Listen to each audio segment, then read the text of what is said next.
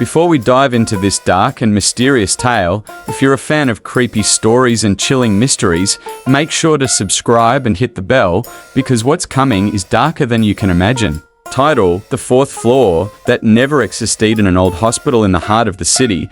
Sarah worked as a night shift nurse. The place was huge, but it always felt unsettling. Her co-workers often whispered about strange things happening after midnight, doors opening by themselves, muffled screams from empty rooms, and sometimes nurses appearing on night shifts who didn't exist in the records. But Sarah didn't believe in that stuff. She was logical, practical, until one night. That night, she was given a strange task. The hospital director asked her to go to the fourth floor and check some patient files. Oddly enough, Sarah was certain there were only 3 floors in the hospital.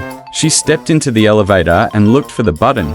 There was no 4, but the doors closed anyway, and the elevator began to rise, higher than 3 floors. The door opened to a long, dim hallway. The lights flickered constantly, the walls were grey and cracked, and the air smelled old and cold. She walked slowly. At the end of the hallway, she found a door with a small metal nameplate. It read, Sarah Nabel 4th Floor Unit. Confused, she opened it and found shelves of patient files. She picked up the first one, a man's photo, date of death. She opened another, and another. Every single file listed a person who died on the same day as today. Her hands trembled. Her heartbeat pounded in her ears. She grabbed the last file. Her name, her photo. She opened it. Date of death, April 20th, 2023. The file fell from her hands. She turned around and the hospital director was behind her, but his face was distorted, his eyes black, and his voice came from somewhere deep, almost like a cave.